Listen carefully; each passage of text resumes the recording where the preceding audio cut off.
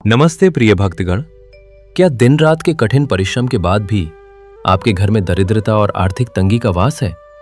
क्या धन आता तो है लेकिन टिकता नहीं और कर्जों का बोझ लगातार बढ़ता ही जा रहा है?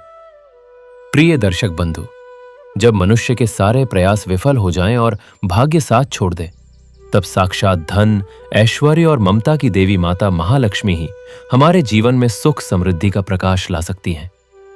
आज का ये पावन शुक्रवार माता लक्ष्मी को प्रसन्न करने और उन्हें अपने घर आमंत्रित करने का वो जागृत दिन है जिसका हर सनातनी को इंतजार रहता है। शास्त्रों में ये अटल सत्य वर्णित है कि जो भी भक्त आज के दिन पूर्ण स्वच्छता, सच्चे भाव और अटूट विश्वास के साथ माता लक्ष्मी की ये पावन व्रत कथा सुनता है, उसके जीवन के सारे कष्ट समाप्त हो जाएंगे और दुर्भाग्य हमेशा के लिए दूर हो जाएगा। एक पल ठहर कर अपने जीवन की स्थिति पर विचार कीजिए। माता लक्ष्मी स्वभाव से चंचला अवश्य है, परंतु जहां सच्चा भाव, मन की स्वच्छता और प्रभु का स्मरण होता है, वहां माता सदा के लिए विराजमान हो जाती हैं। दर्शक बंधु, आज जब आप धन की देवी की इस मंगलकारी कथा को सुनने बैठे हैं, तो ये पूर्ण विश्वास रखिए कि अब आपके घर से अलक्ष्मी की विदाई का समय आ गया है। ये कथा केवल शब्दों का श्रवण नहीं है, बल्कि ये आपके घर की तिजोरी को भरने और जीवन के हर अभाव को वैभव में बदलने की एक अलौकिक महासाधना है। या देवी सर्वभूतेषु लक्ष्मी रूपेण संस्थिता, नमस्तस्ये नमस्तस्ये नमस्तस्ये नमो नमः। भक्तगण, माता लक्ष्मी की आराधना में पूर्णता का सबसे अधिक महत्व है। शास्त्रों और पुराणों का यह स्पष्ट नियम है कि धन की देवी की इस पावन कथा को यदि बीच में अधूरा छोड़ दिया जाए, तो मनुष्य को न केवल इसका पूर्ण पुण्य फल प्राप्त नहीं होता, बल्कि उसका सौभाग्य भी पूर्ण रूप से जागृत नहीं हो पाता। इसलिए आज ही अटल संकल्प लें कि इस ज्ञानमयी और अमृतमयी कथा को बिना किसी रुकावट के अंत तक पूरे ध्यान से सुनेंगे। हो सकता है कथा के किसी प्रसंग में छिपा माता का कोई एक संदेश आपके जीवन के वर्षों पुराने कर्ज और अभावों को आज ही जड़ से मिटा दे। जो व्यक्ति महालक्ष्मी की महिमा को अपने हृदय में बसाता है, उसके जीवन में कभी धन, सुख, शांति और समृद्धि की कमी नहीं होती। और यदि आप भी माता लक्ष्मी के सच्चे भक्त हैं, तो समृद्धि के इस प्रकाश को जन जन तक फैलाना आपका परम कर्तव्य है। इसलिए इस वीडियो को पूरे भाव से लाइक करें, अपने परिजनों और मित्रों के साथ साझा करें और माता की कृपा से निरंतर जुड़े रहने के लिए आपके अपने चैनल भक्ति स्टेशन को अभी सब्सक्राइब करें।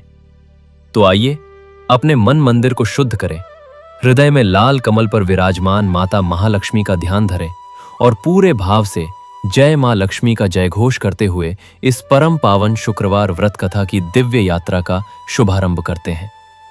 प्राचीन काल की बात है, जहां शुक्रवार के दिन लोग केवल अपने बही खाते और खजाने गिना करते थे। वहां रजतपुर नाम का एक अत्यंत चकाचौंध भरा राज्य बसा हुआ था। यहां के राजा स्वार्थ सेन थे। राजा स्वार्थ सेन के महल में लक्ष्मी जी की पूजा तो बहुत भव्य होती थी, लेकिन उनके हृदय में दया का एक कण भी नहीं था। वे मानते थे कि शुक्रवार के दिन जो जितना दान और दिखावा करेगा, माता लक्ष्मी उसे उतना ही ज्यादा ब्याज सहित लौटाएंगी। उन्होंने भक्ति को भी एक व्यापार बना लिया था। उनके राज्य में अगर कोई गरीब शुक्रवार को मंदिर के पास भी आ जाता, तो वे उसे धक्के मारकर निकलवा देते थे। वे भूल गए थे कि जो माता कीचड़ में खिले कमल पर बैठती हैं, उन्हें महलों के संगमरमर से कोई मोह नहीं होता। माता लक्ष्मी तो उसी हृदय में वास करती हैं जो कमल के समान कोमल और पवित्र हो। किंतु राजा के घर में ही इस स्वार्थी भक्ति का सबसे बड़ा रोग पनप रहा था। उनके 3 पुत्र थे जो लक्ष्मी को केवल अपनी जागीर समझते थे। सबसे बड़ा पुत्र कठोर हृदय था। वो मजदूरों से दिन रात काम करवाता और उन्हें उनके पसीने का मूल्य नहीं देता था। वो कहता, गरीबों का जन्म ही हमारी सेवा के लिए हुआ है। दूसरा पुत्र छल बुद्धि था। वो व्यापार में कम तौलता और झूठ बोलकर लोगों को ठगता था। उसे लगता था कि इस बेईमानी से वो दुनिया का सबसे अमीर इंसान बन जाएगा। तीसरा पुत्र भोगदास था। वो माता के दिए हुए धन को केवल अपने शौक और व्यसनों में उड़ाता था। उसने कभी उस धन से किसी भूखे को अन्न नहीं खिलाया। समय बीता और देवराज इंद्र और श्री हरि के संकेत पर माता लक्ष्मी ने राजा के इस अहंकार का उत्तर एक अत्यंत भयानक विपत्ति से दिया। उनका रूप अवर्णनीय था। वे गुलाबी कमल के आसन पर विराजमान थीं। उनके मस्तक पर स्वर्ण मुकुट था, कानों में कुंडल, गले में वैजयंती माला। उन्होंने लाल रंग की चुनरी ओढ़ी हुई थी, जो उनकी करुणा और शक्ति दोनों का प्रतीक थी। उनके 4 हाथ थे। एक हाथ में वरद मुद्रा थी, दूसरे में अभय मुद्रा, तीसरे में सुनहरा कमल और चौथे में श्रीफल। उनके नेत्र अमृत के समान मीठे थे, उनमें स्नेह की अविरल धारा बह रही थी। उनके होठों पर एक मंद मंद मुस्कान थी, जो सृष्टि के सारे दुखों को हरने वाली थी। उनके दाहिनी ओर एक श्वेत वस्त्रधारी, श्याम सुंदर, मुरलीधर, चतुर्भुजी श्री हरिविष्णु विराजमान थे, जो उन्हें स्नेह भरी दृष्टि से देख रहे थे।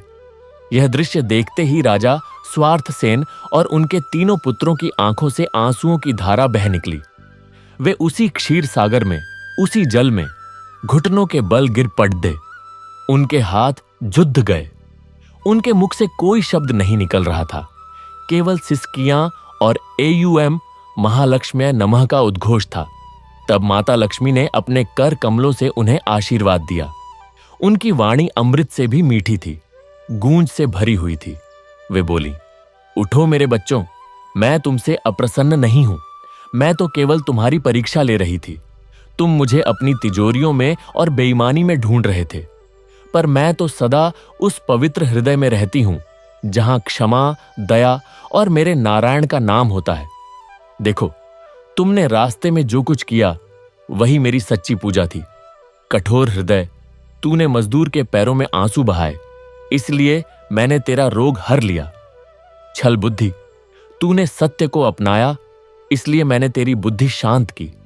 भोगदास, तूने गाय को अन्न खिलाया, इसलिए मैंने तेरे शरीर में प्राण फूंके। और राजन स्वार्थसेन, तूने अपना अहंकार त्याग कर सत्य का मार्ग अपनाया, इसलिए आज मैं तुम सबको अपने धाम में स्थान देती हूं। राजा ने हाथ जोड़कर कहा, मां, हमें क्षमा कर दो। हम अज्ञानी थे, हमने धन को ही सब कुछ समझ लिया था। हम आपके इस असीम प्रेम और करुणा के योग्य नहीं हैं। माता लक्ष्मी मुस्कुराई और बोली, बेटा, योग्यता तो मेरी कृपा से ही मिलती है। तुमने मुझे पाने के लिए अपना सब कुछ त्याग दिया। तुमने अपने पुत्रों को सन्मार्ग पर चलाया। यही सच्ची भक्ति है। और देखो, यहां मेरे नारायण खड्डहे हैं। इन्हीं के कारण मैं स्थिर हूं। यदि तुम मुझे पाना चाहते हो तो इन्हें पाने का प्रयास करो। नारायण के बिना लक्ष्मी का कोई अस्तित्व नहीं। तब श्री हरि विष्णु ने अपनी वाणी दी, हे राजन, तुमने सत्य को जान लिया। अब तुम और तुम्हारे पुत्र पाप मुक्त हो गए हो। जाओ, अपने राज्य में लौट जाओ। वहां जाकर प्रजा की सेवा करो, दान दो, सत्य बोलो और सब में मेरा और मां लक्ष्मी का वास देखो। याद रखना, जो मेरी शरण में निस्वार्थ भाव से आता है, मैं उसे ऐसा अमर वैभव देता हूं जिससे जीवन के सारे कष्ट समाप्त हो जाते हैं। इतना कहकर माता लक्ष्मी और श्रीहरि विष्णु उस दिव्य ज्योति में विलीन हो गए। क्षीर सागर का जल शांत हो गया, लेकिन उसकी लहरों में अब भी मां का आशीर्वाद गूंज रहा था। राजा और उनके पुत्रों की आंखें खुली। वे उसी तट पर खड़दधे थे, लेकिन अब उनका शरीर निरोग था, मन प्रसन्न था और हृदय में अपार शांति थी। वे वापस रजतपुर लौटे। अब उनका राज्य पहले जैसा नहीं रहा। यहां अब धन की नहीं, बल्कि सत्य और प्रेम की पूजा होती थी। राजा ने अपने राज्य का नाम बदलकर भक्तिपुर रख दिया। वे प्रतिदिन शुक्रवार को माता लक्ष्मी का व्रत करते, गरीबों को भोजन कराते और सबको श्री हरि के नाम का महत्व बताते। कठोर हृदय अब कठोर नहीं रहा। वह सबसे दयालु राजकुमार बन गया। वह स्वयं मजदूरों के साथ बैठकर खाना खाता, उनके दुहक सुनता। पर यह परिवर्तन इतना सहज नहीं था। शुरू शुरू में जब वह पहली बार मजदूरों के बीच गया तो उनकी आंखों में अविश्वास था, डर था। वही राजकुमार जो कभी उन्हें धक्के मारकर महल से दूर भगा देता था, आज उनके बीच आया है। यह विश्वास करना उनके लिए कठिन था। एक दिन की बात है। ग्रीष्म ऋतु का प्रखर सूर्य आकाश में तप रहा था। मजदूर खेतों में काम कर रहे थे। उनके शरीर से पसीने की धाराएं बह रही थीं। कठोर हृदय ने देखा कि एक वृद्ध मजदूर, जिसका नाम धर्मदास था, लू लगने से बेहोश होकर गिर पड़ा। बाकी मजदूर डर के मारे दूर खड़े हो गए, क्योंकि पुराने नियम के अनुसार काम रुकने का अर्थ था बिना भोजन के दंड। किंतु कठोर हृदय दौड़कर वहां पहुंचा। उसने उस वृद्ध को अपनी गोद में उठाया, अपने मस्तक से उसके सिर को छाया दी और अपने हाथों से उसके मुंह में पानी की बूंदें डाली। धीरे धीरे धर्मदास की आंखें खुली। उसने देखा तो सामने राजकुमार खड़े थे, जिनकी आंखों में आंसू थे। धर्मदास ने कांपते हुए हाथ जोड़े और कहा, प्रभु, मैं तो आपका दास हूं, आप मेरे लिए क्यों रो रहे हैं? कठोर हृदय ने उसके हाथ पकड़ लिए और कहा, पिता, आप मेरे दास नहीं, आप मेरे पिता हैं।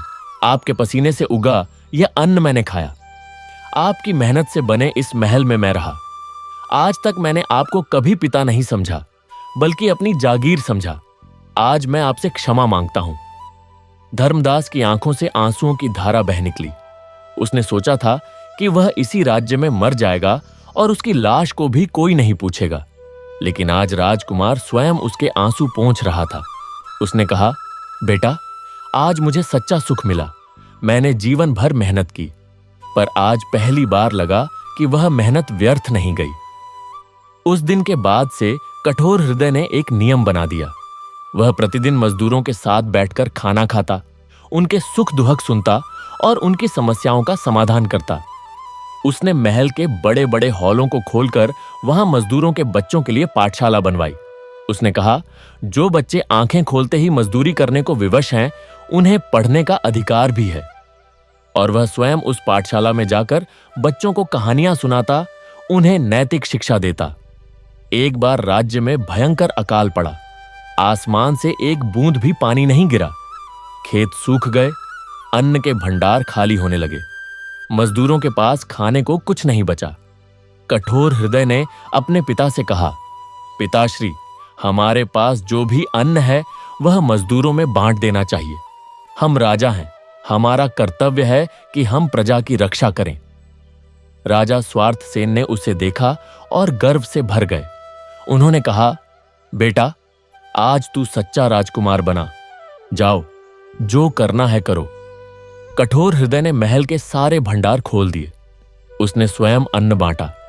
लोगों की कतारें लग गईं। वह सुबह से शाम तक खड़ा रहता, एक एक व्यक्ति को अपने हाथों से अन्न देता। उसके शरीर पर पसीना आता, हाथों में छाले पड़ जाते, लेकिन वह रुकता नहीं था।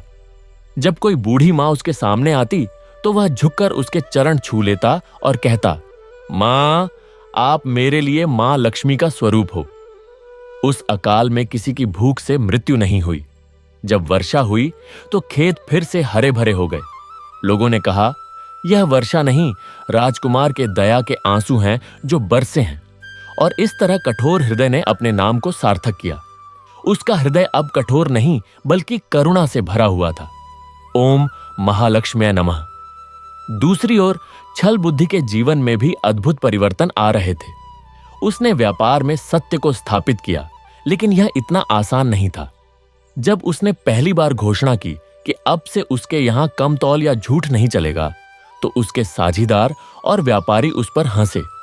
उन्होंने कहा, यह राजकुमार पागल हो गया है। सत्य से व्यापार, यह तो व्यापार का अंत है। लेकिन छल बुद्धि डटा रहा। उसने अपने हर लेन देन में पूरी ईमानदारी बरती।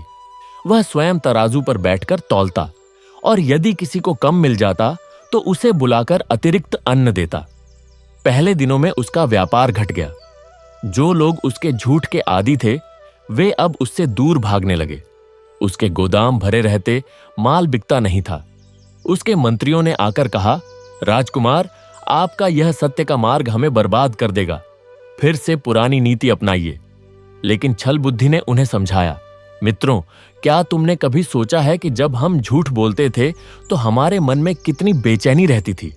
रात को नींद नहीं आती थी कि कहीं किसी को पता न चल जाए। हम धन तो कमा लेते थे, लेकिन सुख कहां था।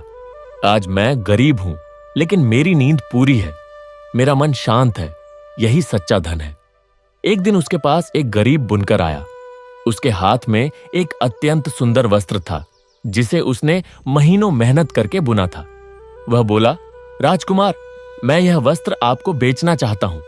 इसके बदले में मुझे केवल उतना अन्न चाहिए जिससे मेरा परिवार एक सप्ताह गुजारा कर सके। छल बुद्धि ने वह वस्त्र देखा।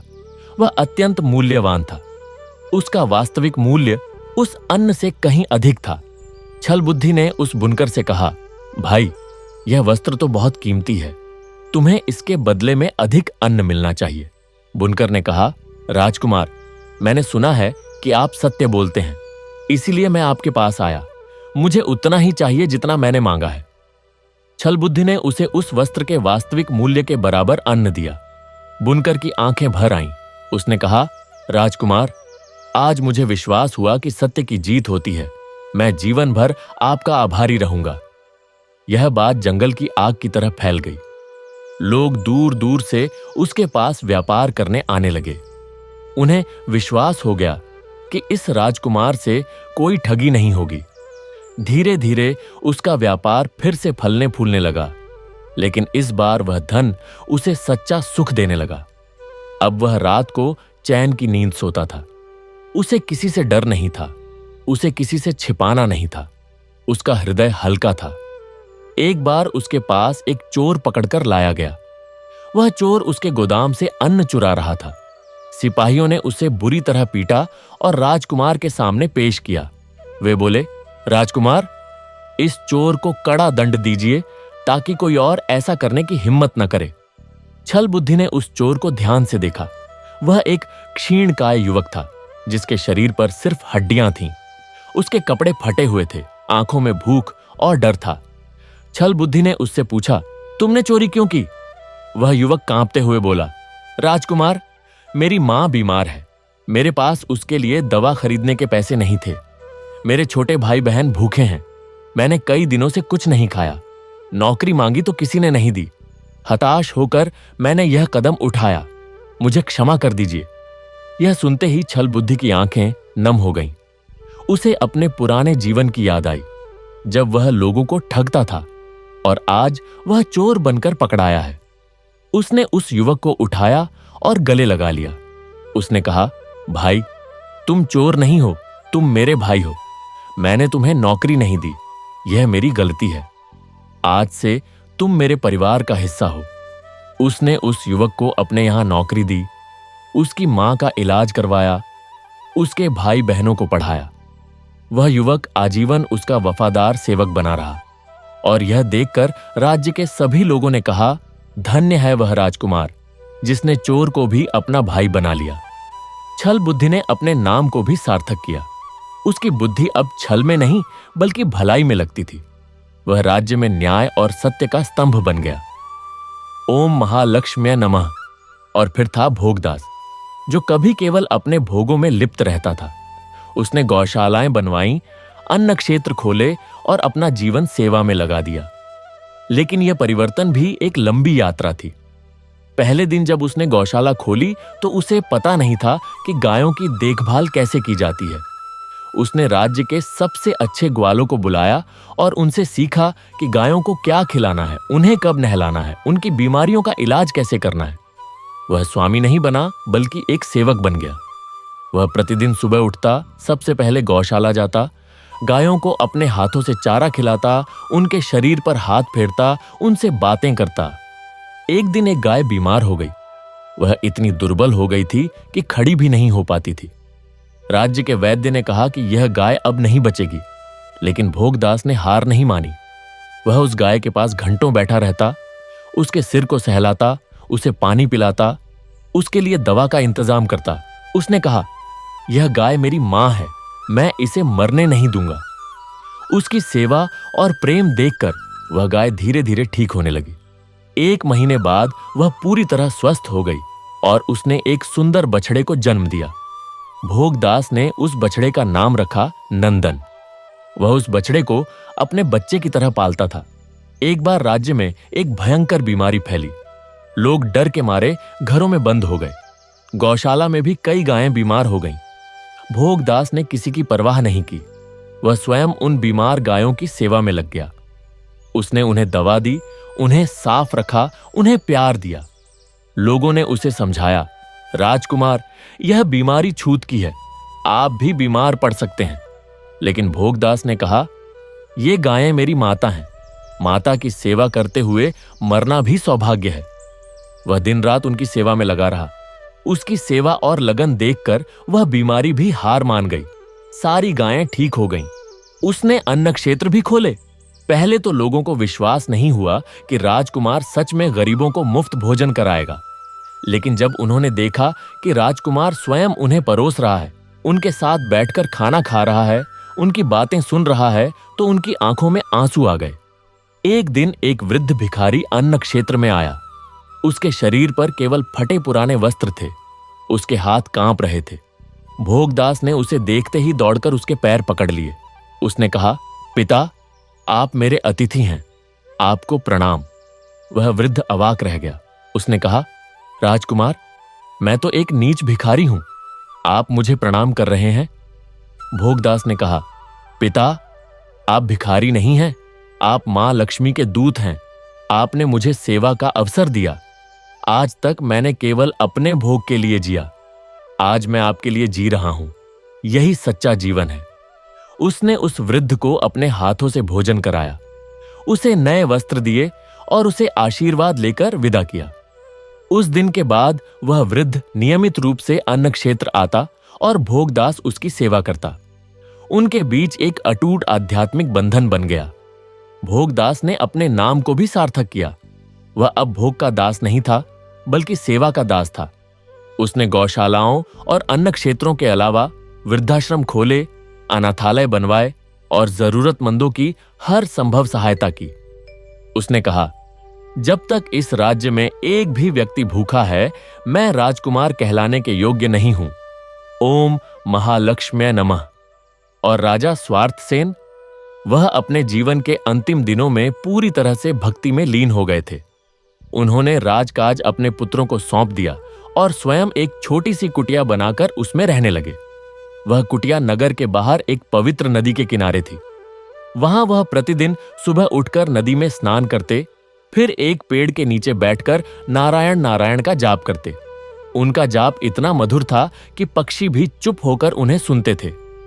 हिरण आकर उनके पास बैठ जाते थे। उनके मुख से निकला हुआ नारायण नाम उस वातावरण को पवित्र कर देता था। लेकिन उनका ध्यान केवल अपनी मुक्ति पर नहीं था। वह प्रतिदिन अपनी कुटिया के पास से गुजरने वाले यात्रियों को रोकते, उन्हें आशीर्वाद देते और उन्हें श्री हरि की महिमा सुनाते। वह उन्हें समझाते, बेटा, जीवन में धन का होना आवश्यक है, लेकिन धन को ही सब कुछ मत समझ लेना। सच्चा धन तो वह है जो तुम्हारे हृदय में प्रेम, दया और करुणा के रूप में बसता है। मां लक्ष्मी उसी हृदय में वास करती हैं जो नारायण के प्रेम से भरा हुआ है। एक दिन की बात है, एक युवा व्यापारी जो बहुत अमीर था लेकिन अत्यंत दुखी था, राजा के पास आया। उसने कहा, राजन, मेरे पास धन की कोई कमी नहीं है। मेरे पास महल हैं, गाड़ियां हैं, नौकर चाकर हैं, लेकिन मुझे नींद नहीं आती। मेरा मन कभी शांत नहीं होता। मैं हमेशा डरा रहता हूं कि कहीं मेरा धन चोरी न हो जाए, कहीं मेरा व्यापार बंद न हो जाए। कृपया मुझे शांति का मार्ग बताइए। राजा स्वार्थसेन ने उसे देखा और मुस्कुराए। उन्होंने कहा, बेटा, तू धन का स्वामी नहीं, धन का दास बन गया है। तूने धन को पूजा, लेकिन धन के स्वामी को नहीं पहचाना। यह धन तो मां लक्ष्मी की देन है, और मां लक्ष्मी तो श्री हरि विष्णु की अर्धांगिनी है। जब तक तू श्री हरि को नहीं पहचानेगा, तब तक यह धन तुझे सुख नहीं देगा। उसने उस व्यापारी को ध्यान, जप और सेवा का मार्ग बताया। उसने कहा, प्रतिदिन सुबह उठकर नारायण का नाम ले, फिर अपने धन का कुछ हिस्सा गरीबों में बांट दे, जरूरतमंदों की सेवा कर। तू देखेगा कि तेरा मन कैसे शांत हो जाएगा। हम माता लक्ष्मी से केवल धन मांगते रहे, पर हमने कभी उनके जैसा पवित्र हृदय नहीं मांगा। मैं उस जगन माता के पास अपने इस पाप की क्षमा मांगने जा रहा हूं। यदि तुम इस नर्क जैसी पीड़ा से निकलकर सच्ची शांति चाहते हो, तो अपना सारा दिखावा और बेईमानी यहीं छोड़ दो। अपना धन भूखों में बांटो और मेरे पीछे पीछे नारायण नारायण का नाद करते हुए उस करुणामयी मां के चरणों में चले आना। याद रखना, जब हम बिना किसी लालच के पूर्ण समर्पण से मां के चरणों में गिरेंगे, तो जीवन के सारे कष्ट समाप्त हो जाएंगे। राजा के ये वचन सुनकर तीनों पुत्रों की आंखें खुली। उन्होंने देखा, उनका पिता जो कभी हाथी पर सवार होकर निकलता था, आज नंगे पैर धूल में लौटते हुए उस अज्ञात क्षीर सागर की ओर जा रहा है, जिसके बारे में केवल पुराणों में पढ़ रहा था। उनके हृदय में पहली बार पिता के प्रति, माता के प्रति और अपने पापों के प्रति सच्ची पीड़ा जागी। कठोर हृदय ने कराहते हुए कहा, मैंने जीवन भर दूसरों के आंसू बहाए, आज मेरी अपनी पीड़ा मुझे रुला रही है। चलो हम भी चलते हैं। छल बुद्धि ने सिर झुकाया। मैंने सत्य का वध किया, अब मेरी बुद्धि ने ही मेरा साथ छोड़ दिया। मैं भी पिता के पीछे चलूंगा। और भोगदास ने आखिरी ताकत इकट्ठी की। मैंने गायों को भूखा रखा, आज मेरा शरीर ही भूखा है, मैं भी चलूंगा। और इस तरह चारों ने राजा स्वार्थ सेन के नेतृत्व में उस अज्ञात यात्रा पर प्रस्थान किया। राजा के हाथ में गाय के घी का वह दीपक लगातार जल रहा था, मानो उनकी अंतरात्मा की जागृत आस्था का प्रतीक हो। वे नगर से बाहर निकले। जैसे ही वे रजतपुर की सीमा से बाहर पहुंचे, उन्होंने देखा कि एसडी दे दिए अच्छक के किनारे सैकड़ों गरीब, किसान, मजदूर और विधवा स्त्रियां भूखी प्यासी बैठी हैं। राजा ने पहली बार उन्हें ध्यान से देखा। उनके चेहरे झुलसे हुए थे, आंखों में सूखापन था, होंठ फटे हुए थे। राजा ठिठके। उन्होंने अपने पीछे ढोए जा रहे खजाने की ओर देखा। यह वही खजाना था जो उन्होंने अपने राज्य से इकट्ठा किया था, और अब वे इसे मां को अर्पित करने ले जा रहे थे। लेकिन अब उनकी समझ में आया कि मां को इस सोने की नहीं, बल्कि इस सोने से किए गए प्रेम की भूख है। राजा ने अपने पुत्रों से कहा, बेटों, यह देखो, ये वही लोग हैं जिन्हें हमने अपने महल से दूर भगाया था। ये वही किसान हैं जिनके खेतों से हमारी तिजोरियां भरी। ये वही मजदूर हैं जिनके पसीने से हमारे महल चमके। आज ये भूखे हैं और हमारे पास अन्न के ढेर हैं। क्या हम मां के दरबार में यह सोना ले जाकर कहेंगे कि हमने आपकी पूजा की, लेकिन आपके इन बच्चों को भूखा रखा? नहीं, यह सोना तो जल जाएगा। पहले इनके पेट भरो, फिर देखो मां कैसे हमारी ओर दौड़ी चली आती है। यह सुनते ही कठोर हृदय का हृदय पसीज गया। उसने अपने पास रखे सोने के सिक्कों की एक पोटली उठाई और एक वृद्ध किसान के पास गया। उस किसान के हाथ कांप रहे थे, वह बीमार था। उसकी पत्नी भूख से व्याकुल थी। कठोर हृदय ने उसके सामने घुटने टेक दिए। यह वही व्यक्ति था जिसने कभी किसी के सामने सिर नहीं झुकाया। उसने किसान के पैर पकड़ डीएच लिए और फूट फूट कर रोने लगा। उसके आंसू उस किसान के धूल भरे पैरों पर गिरे। वह बोला, पिता, मैं वही दुष्ट हूं जिसने तुमसे तुम्हारी मेहनत की कमाई छीनी। तुम्हारे पैरों में छाले थे, फिर भी मैंने तुमसे काम करवाया। आज मेरे शरीर में कोढ़ है, लेकिन मेरे मन का कोढ़ तो इस समय धुल गया। यह सोना लो, यह तुम्हारा ही है, मुझे क्षमा कर दो। जैसे ही कठोर हृदय ने यह कहा, उसके आंसुओं से सिंचित होकर उस किसान के पैरों की धूल उसके मस्तक पर लगी, और उसी क्षण एक चमत्कार हुआ। कठोर हृदय के शरीर का वह असाध्य रोग, जिसे कोई वैद्य नहीं मिटा पाया था, धीरे धीरे कम होने लगा। उसकी पीड़ा कम हुई, उसकी त्वचा साफ होने लगी। वह समझ गया कि मां लक्ष्मी की सबसे बड़ी पूजा दान है, और सबसे बड़ा दान क्षमा और करुणा है। ओम महालक्ष्म्या नमः। आगे बढ़ते हुए छल बुद्धि ने देखा कि एक छोटा सा लद्दका रो रहा है। उसके पास एक तराजू था और कुछ सामान। छल बुद्धि ने पूछा, बेटा, क्यों रोते हो? लद्दके ने कहा, मेरा पिता एक सत्यवादी व्यापारी था। उसने कभी झूठ नहीं बोला, लेकिन एक दिन एक चालाक आदमी ने उसे ठग लिया और उसका सारा माल हड़प लिया। उस दुहक से मेरे पिता मर गए। आज मैं अनाथ हूं। छल बुद्धि को लगा जैसे उसके सीने में तीर लगा हो। वह जानता था कि वह चालाक आदमी था जिसने उस सत्यवादी व्यापारी को बर्बाद किया था। उसके पैरों तले जमीन खिसक गई। उसने उस लद्दके को गोद में उठा लिया और फूट फूट कर रोने लगा।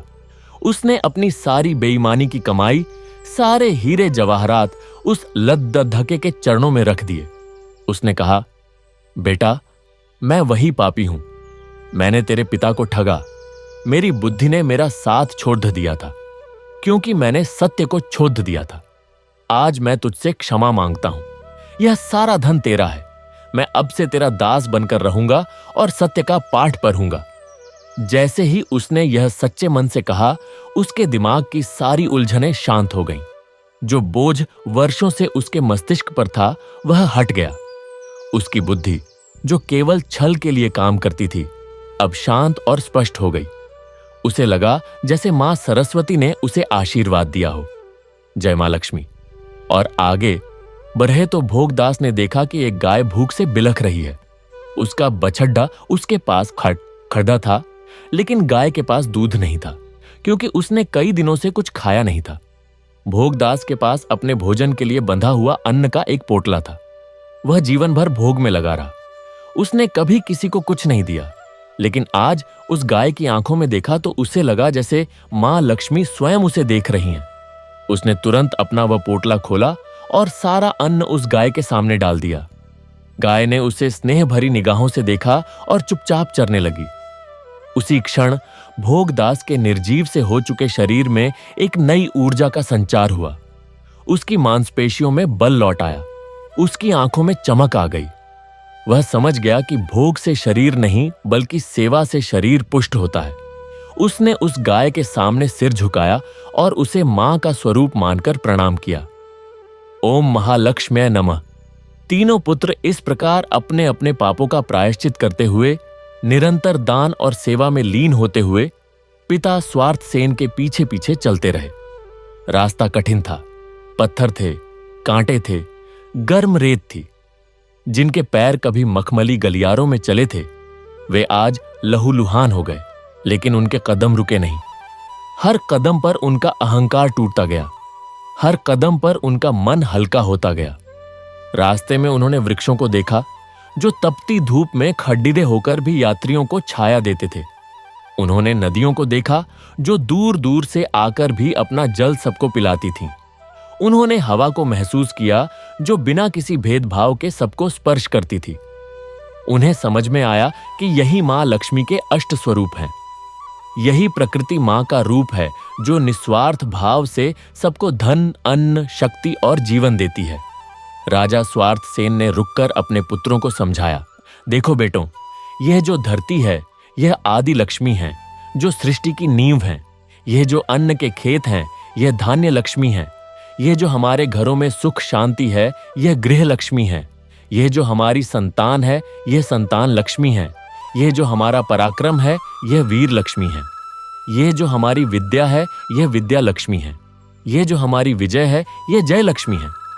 और यह जो हाथी पर सवार होकर ऐश्वर्य बरसाती हैं, वह गज लक्ष्मी है। लेकिन इन सब का मूल एक ही है, श्री हरि विष्णु का प्रेम। बिना उस प्रेम के, बिना उस संतुलन के, ये सब लक्ष्मियां केवल भोग की वस्तु बनकर रह जाती हैं और अंत में दुहक ही देती हैं। हमने लक्ष्मी को पाना चाहा, लेकिन उनके पति श्री हरि को भूल गए। लक्ष्मी तो नारायण के वक्ष पर विराजती हैं, उन्हें अलग नहीं किया जा सकता। यदि हम केवल लक्ष्मी चाहेंगे और नारायण को भूलेंगे, तो लक्ष्मी चंचल हो जाती हैं और हमें छोड़कर चली जाती हैं। लेकिन जहां नारायण है, वहां लक्ष्मी सदा स्थिर रहती हैं। यह सुनकर तीनों पुत्रों की समझ में आया। उन्होंने अब हर कदम पर नारायण नारायण का जाप करना शुरू कर दिया। उनके मुख से निकला यह नाम उनके हृदय में उतर गया। अब उन्हें भूख प्यास का ध्यान नहीं रहा, केवल एक ही ध्यान था, उस परम प्रेममयी मां के दर्शन का, जो श्री हरि की अर्धांगिनी है, जो जगत की जननी है, जो करुणा की सागर है। चलते चलते कई दिन बीत गए। कई रातें जंगलों में कटी। कई बार वे बिना अन्न के रहे, केवल पत्ते खाकर गुजरा किया। लेकिन उनके मन में एक अद्भुत शांति थी। जितना उनका शरीर दुबला होता गया, उनका अहंकार उतना ही पतला होता गया। जितना उनके पैर छिलते गए, उनका मन उतना ही कोमल होता गया। वे अब वैसे राजकुमार नहीं रहे थे जो कभी महलों में रहते थे। वे अब 4 साधारण भक्त थे जो मां की खोज में निकले थे। अंततः एक दिन सूर्योदय के समय उन्हें दूर से एक अद्भुत दृश्य दिखाई दिया। आकाश में सुनहरी किरणें फैल रही थीं और उन किरणों के बीच में एक अथाह जलराशि दिखाई दी। वह जल दूध के समान श्वेत था। उसमें असंख्य कमल खिले हुए थे और उन कमलों पर भंवरे गूंज रहे थे। हवा में एक अद्भुत सुगंध बह रही थी। यह था क्षीर सागर का तट। राजा स्वार्थ सेन के हाथ का दीपक अब भी जल रहा था। उन्होंने उस दीपक को ऊपर उठाया और उस पवित्र जल में प्रवेश किया। उनके पीछे तीनों पुत्र भी थे।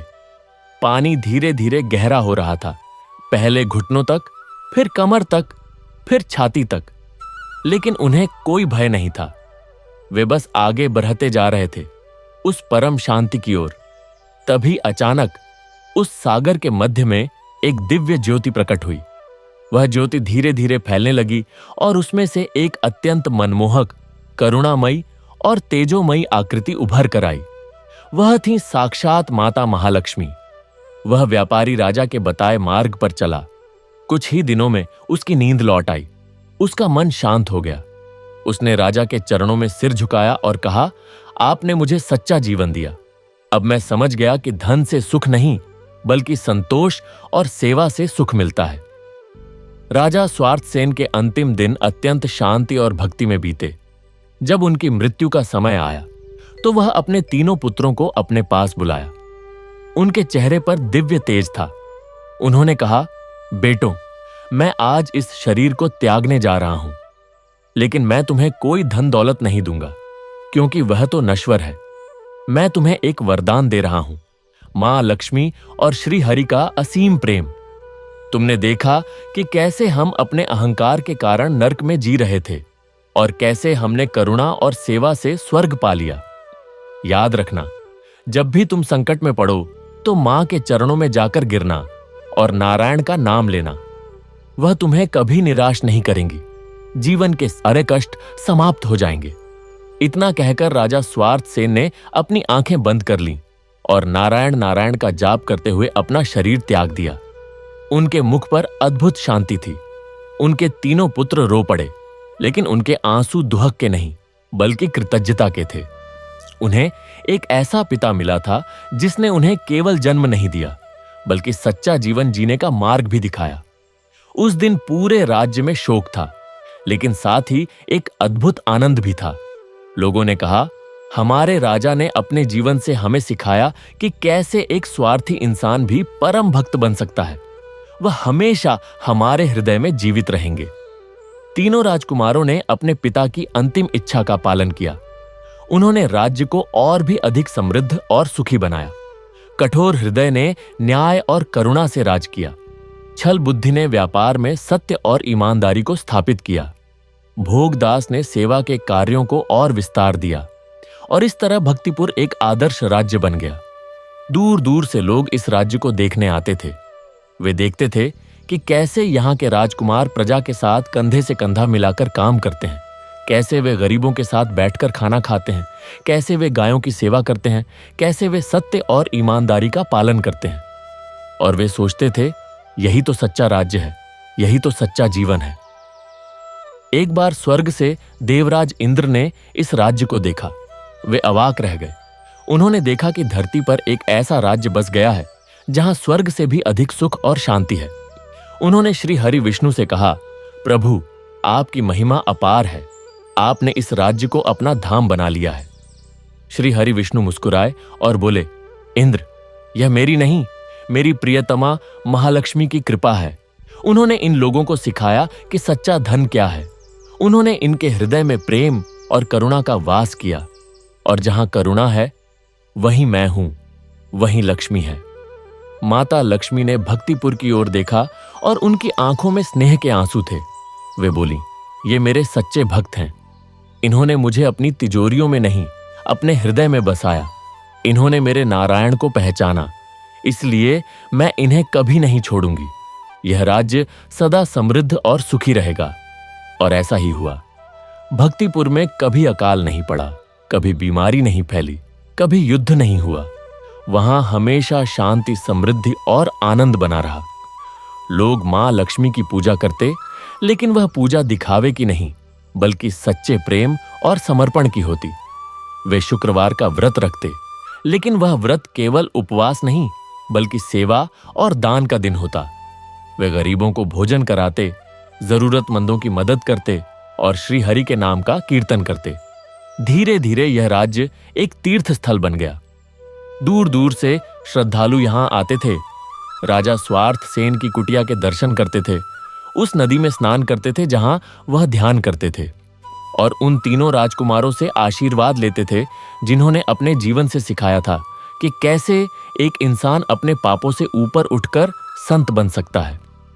पर यह तीर्थ स्थल बनना कोई साधारण घटना नहीं थी। यह तो मानो मां महालक्ष्मी की स्वयं अदृश्य लीला थी। जो भी श्रद्धालु उस पवित्र भूमि पर कदम रखता, उसे अनुभव होता कि यहाँ की हवा में कोई अलौकिक पवित्रता बह रही है। यहाँ के वृक्ष, यहाँ की नदी, यहाँ की मिट्टी, सब में एक दिव्य स्पंदन था। एक बार दूर देश से एक वृद्ध संत यहाँ पधारे। उन्होंने राजा स्वार्थ सेन की उस कुटिया को देखा जो अब खंडहर हो चुकी थी, लेकिन फिर भी उसमें वही तेज बरकरार था। संत ने उस कुटिया के द्वार पर सिर झुकाया और ध्यान में बैठ गए। घंटों बीत गए। जब उन्होंने आंखें खोलीं तो उनके चेहरे पर दिव्य आनंद था। उन्होंने कहा, मैंने स्वयं राजा स्वार्थ सेन के दर्शन किए। वे यहीं विराजमान हैं, अदृश्य रूप में, और सभी भक्तों को आशीर्वाद दे रहे हैं। यह सुनकर वहां उपस्थित सभी लोगों के रोमांच खड़े हो गए। उन्हें विश्वास हो गया कि यह स्थान सचमुच पवित्र है। तब से और भी अधिक श्रद्धालु यहां आने लगे। तीनों राजकुमार अब वृद्ध हो चुके थे। कठोर हृदय के बाल सफेद हो गए थे, लेकिन उनकी आंखों में वही करुणा थी। छल बुद्धि का चेहरा अब तेज से दमकता था, मानो उन्होंने साक्षात सत्य का साक्षात्कार कर लिया हो। और भोगदास तो अब संत जैसे हो गए थे। उनके शरीर पर केवल एक लंगोटी रह गई थी और वह निरंतर गायों की सेवा में लीन रहते थे। एक दिन तीनों राजकुमार उसी पवित्र नदी के किनारे बैठे थे जहां उनके पिता ध्यान किया करते थे। सूर्यास्त का समय था। आकाश में स्वर्णिम किरणें फैल रही थीं। नदी की लहरें मानो नारायण नारायण का जाप कर रही थीं। तभी अचानक नदी के जल में एक अद्भुत प्रकाश उत्पन्न हुआ। वह प्रकाश धीरे धीरे बढ़ता गया और उसमें से एक दिव्य आकृति प्रकट हुई। वही माता महालक्ष्मी, वही गुलाबी कमल, वही लाल चुनरी, वही करुणामयी मुस्कान। तीनों राजकुमारों ने उस दिव्य स्वरूप को देखा। उनकी आंखों से आंसुओं की धारा बह निकली।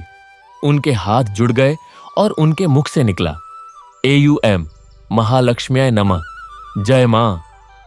माता लक्ष्मी ने उन्हें आशीर्वाद देते हुए कहा, मेरे पुत्रों, तुमने मेरी सच्ची भक्ति को समझा। तुमने अपने जीवन से यह सिद्ध कर दिया कि मनुष्य चाहे कितना भी पतित क्यों न हो, यदि वह सच्चे हृदय से मेरी शरण में आता है तो मैं उसे अवश्य तार देती हूं। तुम्हारे पिता स्वार्थ सेन ने अपने अंतिम समय में मेरे नारायण का नाम लिया और आज वह उनके चरणों में विराजमान है। तुम भी अपने जीवन के अंतिम दिनों में यहीं रहकर मेरे नाम का जाप करो। जब तुम्हारा समय पूरा होगा, मैं स्वयं तुम्हें लेने आऊंगी। इतना कहकर माता लक्ष्मी अंतर्ध्यान हो गईं, लेकिन उनका आशीर्वाद उस स्थान पर सदा के लिए बस गया। तीनों राजकुमारों ने वैसा ही किया जैसा मां ने कहा था। वे उसी पवित्र स्थान पर रहे। कठोर हृदय ने एक छोटा सा मंदिर बनवाया जहां वह प्रतिदिन प्रजा के साथ बैठकर मां की आरती करता। छल बुद्धि ने उस नदी के किनारे एक पाठशाला खोली जहां वह बच्चों को सत्य और ईमानदारी का पाठ पढ़ाता, और भोगदास ने गायों की सेवा में ही अपना सर्वस्व समर्पित कर दिया। वर्षों बीतते गए। एक एक करके तीनों राजकुमारों का समय पूरा हुआ और जैसा मां ने वचन दिया था वैसा ही हुआ। जब कठोर हृदय की अंतिम घड़ी आई तो उनके मुख पर अद्भुत शांति थी। उन्होंने नारायण नारायण कहते हुए अपने प्राण त्यागे। उसी क्षण आकाश से पुष्पों की वर्षा हुई। लोगों ने देखा कि एक दिव्य विमान उन्हें लेने आया था। छल बुद्धि की मृत्यु भी ऐसी ही पवित्र थी। वह अपने शिष्यों को सत्य का उपदेश दे रहे थे कि अचानक उनकी आंखें बंद हो गईं और वह उसी अवस्था में समाधि में लीन हो गए। उनके शरीर से अद्भुत सुगंध आने लगी। वहां उपस्थित सभी लोगों ने साक्षात मां सरस्वती को उन्हें आशीर्वाद देते देखा। और भोगदास, वह तो गौशाला में गायों के बीच बैठे बैठे ही ब्रह्मलीन हो गए। उनकी अंतिम सांस के साथ ही सारी गायों ने एक साथ रंभाना शुरू कर दिया, मानो वे अपने सबसे प्रिय सेवक को विदाई दे रही हों। तीनों राजकुमारों की समाधियां उसी पवित्र स्थान पर बनाई गईं। आज भी वे समाधियां मौजूद हैं और जो कोई सच्चे मन से वहां जाकर सिर झुकाता है, उसके जीवन के क्षय का कदीर कष्ट समाप्त हो जाते हैं। और भक्तिपुर का वह राज्य, वह आज भी है, उसी नाम से, उसी पवित्रता के साथ वहां आज भी शुक्रवार का दिन विशेष रूप से मनाया जाता है। लोग व्रत रखते हैं, गरीबों को भोजन कराते हैं, गौ सेवा करते हैं और श्री हरि का नाम जपते हैं। वहां की माताएं अपने बच्चों को यह कथा सुनाती हैं, कैसे एक स्वार्थी राजा और उसके पापी पुत्रों ने मां लक्ष्मी की कृपा से अपना जीवन बदल डाला, किंतु समय का चक्र निरंतर घूमता रहा। वे तीनों राजकुमार, जो कभी कठोर हृदय, छल बुद्धि और भोगदास कहलाते थे, आज इस धरती पर संत रूप में पूजे जाने लगे। उनकी समाधियों के दर्शनों के लिए दूर दूर से श्रद्धालु आते, माथा टेकते और अपने जीवन के कष्टों से मुक्ति पाते। भक्तिपुर अब केवल एक राज्य नहीं रह गया था, वह एक जागृत तीर्थ स्थल बन चुका था, जहां मां महालक्ष्मी की कृपा की अविरल धारा प्रवाहित हो रही थी। कई वर्षों के पश्चात भक्तिपुर में एक नए राजा का राज्याभिषेक हुआ। उनका नाम था धर्मसेन। वे कठोर हृदय के पौत्र थे, परंतु उनमें अपने पितामह के पुराने संस्कारों का नामो निशान नहीं था। धर्मसेन अत्यंत दयालु, सत्यवादी और ईश्वर परायण थे। उन्होंने अपने पूर्वजों की कथा को केवल सुना ही नहीं, बल्कि उसे अपने जीवन में उतारा। एक शुक्रवार की प्रातःकाल की बात है। राजा धर्मसेन अपनी रानी और दरबारियों के साथ उस पवित्र नदी के तट पर गए, जहां उनके पूर्वजों ने ध्यान लगाया था और जहां मां महालक्ष्मी ने दर्शन दिए थे।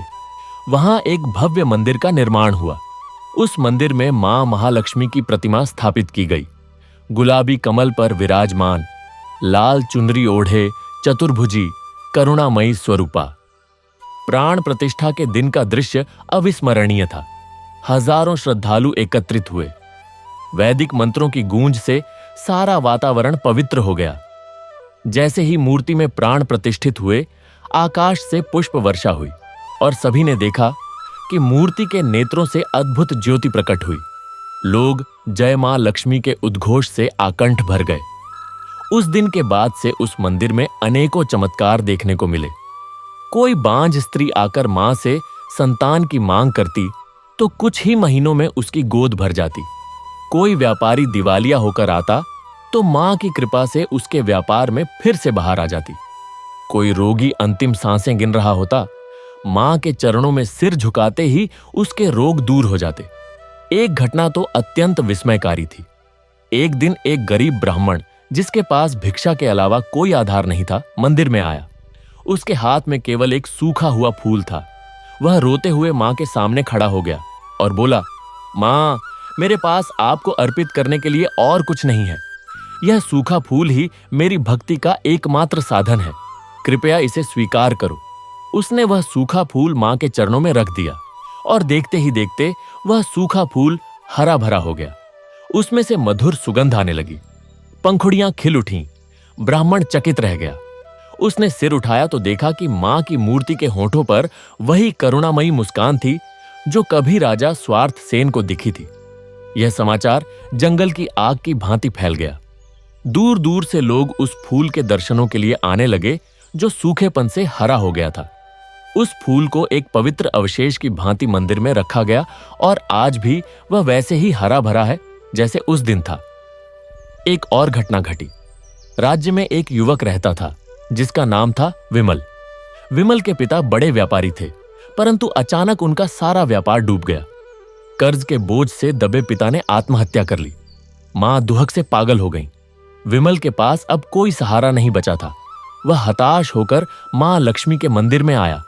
3 दिन और 3 रात उसने मंदिर के बाहर भूखा प्यासा बिताया। वह निरंतर रोता रहा और मां से प्रार्थना करता रहा, मां, मैंने तो कभी तुमसे धन नहीं मांगा। मैंने तो केवल यह मांगा था कि मेरे पिता जीवित रहें। आज वह नहीं है। मेरी मां पागल है। मुझे बताओ मैं क्या करूं? तीसरे दिन की रात उसे स्वप्न हुआ। मां लक्ष्मी ने उसे दर्शन दिए और कहा, बेटा, तुम्हारे पिता ने अपने जीवन में अनेकों को ठगा था। यह उसी कर्म का फल था, पर तुम निर्दोष हो। जाओ, कल सुबह मंदिर के पीछे खुदाई करो। सुबह होते ही विमल ने वैसा ही किया। जहां मां ने बताया था, वहां खुदाई करने पर उसे एक तांबे का कलश मिला। उस कलश में माता के नाम का एक पत्र था और उसमें लिखा था, यह धन उसी का है जो इसे पुण्य के कार्यों में लगाएगा। कलश में असंख्य स्वर्ण मुद्राएं थीं। विमल ने वह धन अपने लिए नहीं रखा। उसने उस धन से अपनी मां का इलाज करवाया, पिता के सारे कर्ज चुकाए और बाकी धन से एक अन्न क्षेत्र खोला जहां प्रतिदिन सैकड़ों गरीबों को भोजन कराया जाता था। उसकी मां ठीक हो गई और विमल ने अपना जीवन सेवा में लगा दिया। धीरे धीरे भक्तिपुर में अनेकों ऐसे चमत्कार घटित हुए। लोग समझ गए कि यह केवल एक मंदिर नहीं बल्कि मां का साक्षात धाम है। यहां आने वाला कोई भी खाली हाथ नहीं लौटता। राजा धर्मसेन ने मां की महिमा का प्रचार करने के लिए हर वर्ष शुक्रवार को एक विशाल मेले का आयोजन करवाया। उस मेले में दूर दूर से संत महात्मा आते, भजन कीर्तन होते और मां की कथा सुनाई जाती। राज्य के हर नागरिक के लिए यह अनिवार्य कर दिया गया कि वह शुक्रवार के दिन किसी न किसी रूप में दान अवश्य करे, चाहे वह अन्न का दान हो, वस्त्र का दान हो या केवल एक भूखे को भोजन कराने का दान। और इस तरह मां महालक्ष्मी की कृपा से भक्तिपुर न केवल एक समृद्ध राज्य बना रहा बल्कि वह एक आध्यात्मिक केंद्र भी बन गया। यहां के लोग निस्वार्थ भाव से मां की भक्ति करते और बदले में मां उन्हें ऐसा जीवन देती जहां हर प्रकार का सुख, शांति और समृद्धि विद्यमान थी। पर यह सुख और समृद्धि केवल बाहरी नहीं थी, यह तो आंतरिक शांति का प्रतिबिंब था जो प्रत्येक नागरिक के हृदय में बस गया था। भक्तिपुर की गलियों में अब वैसा अहंकार नहीं दिखता था जैसा कभी रजतपुर में दिखता था। यहां अब कोई भिखारी नहीं था, क्योंकि यदि कोई निर्धन होता भी तो राज्य के अन्न क्षेत्र और गौशालाएं उसकी सारी आवश्यकताएं पूरी कर देती। यहां कोई रोगी निराश नहीं होता था, क्योंकि राज्य के वैद्य निःशुल्क इलाज करते थे। यहां कोई अनपढ़ नहीं था, क्योंकि राजकीय पाठशालाओं में सबको निःशुल्क शिक्षा मिलती थी। राजा धर्मसेन ने अपने राज्य को स्वर्ग के समान बना दिया था, पर वह जानते थे कि यह सब उनके पूर्वजों के तप और मां महालक्ष्मी की कृपा का ही परिणाम है। इसलिए वह प्रतिदिन सुबह उठकर सबसे पहले मां के मंदिर जाते, वहां घंटों ध्यान में बैठते और फिर प्रजा की सेवा में लग जाते। एक दिन की बात है, राजा धर्मसेन मंदिर में ध्यान लगाए बैठे थे। अचानक उन्हें अनुभव हुआ कि कोई उन्हें पुकार रहा है। उन्होंने आंखें खोलीं तो देखा कि मां की मूर्ति के चारों ओर एक अद्भुत ज्योति फैल रही है। उस ज्योति से एक स्वर गूंजा, धर्मसेन, तुमने अपने राज्य को सच्चे अर्थों में धर्मपरायण बना दिया है। मैं तुमसे अत्यंत प्रसन्न हूं। मांगो, क्या वरदान चाहते हो?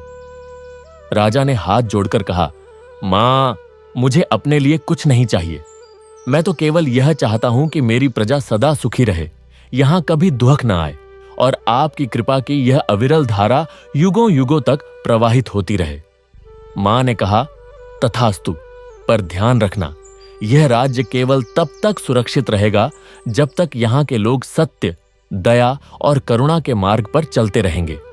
जिस दिन अहंकार, छल और भोग फिर से सिर उठाएंगे, उस दिन यह राज्य भी वैसा ही हो जाएगा जैसा कभी रजतपुर था। राजा ने मां के चरणों में सिर झुकाया और यह वचन लिया कि वह और उनकी प्रजा कभी सन्मार्ग से विचलित नहीं होंगे। समय बीतता गया। राजा धर्मसेन के बाद उनके पुत्र यशसेन ने राजगद्दी संभाली। यशसेन में भी अपने पिता के सभी गुण थे। वह दयालु, सत्यवादी और प्रजावत्सल था। उसने भी मां के मंदिर का और अधिक विस्तार किया। उसने चारों दिशाओं में 4 विशाल द्वार बनवाए, जिनके नाम रखे उत्तर द्वार पर धनलक्ष्मी, दक्षिण द्वार पर वीर लक्ष्मी, पूर्व द्वार पर विद्या लक्ष्मी और पश्चिम द्वार पर संतान लक्ष्मी।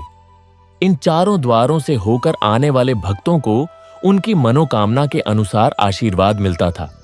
एक बार की घटना है, पड़ोसी राज्य अहंकारपुर का राजा दम्भसेन भक्तिपुर की समृद्धि देखकर जलन से भर उठा। उसने सोचा, यह राज्य इतना समृद्ध कैसे हो गया? यहां की प्रजा इतनी सुखी कैसे है? मुझे इस राज्य पर आक्रमण करके इसे हड़प लेना चाहिए। दम्भसेन ने अपनी एक विशाल सेना इकट्ठी की और भक्तिपुर की सीमा पर धावा बोल दिया। यह समाचार सुनकर यशसेन चिंतित हो गए। उनकी सेना तो थी, पर वह युद्ध के लिए तैयार नहीं थी, क्योंकि भक्तिपुर में कभी किसी से युद्ध नहीं किया था। उनके मंत्रियों ने कहा, राजन, अब हमें भी युद्ध की तैयारी करनी होगी। पर यशसेन ने कहा, नहीं, हम शांति के पुजारी हैं। हमारा शस्त्र तो मां का नाम है। चलो सबसे पहले मां के मंदिर चलते हैं। यशसेन अपने मंत्रियों और प्रजा के साथ मां के मंदिर में गए। वहां उन्होंने घंटों प्रार्थना की।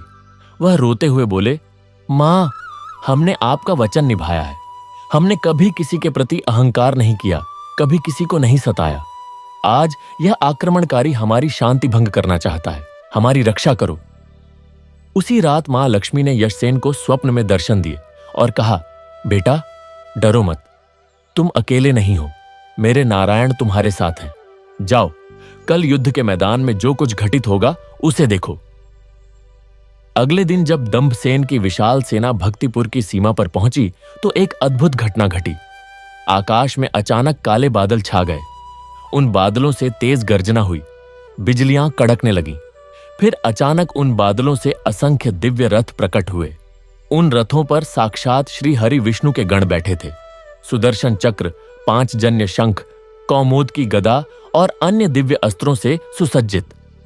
दंभसेन की सेना यह अद्भुत दृश्य देखकर स्तब्ध रह गई। उनके पैर कांपने लगे। वे भागने लगे, पर कोई भी भाग नहीं पाया।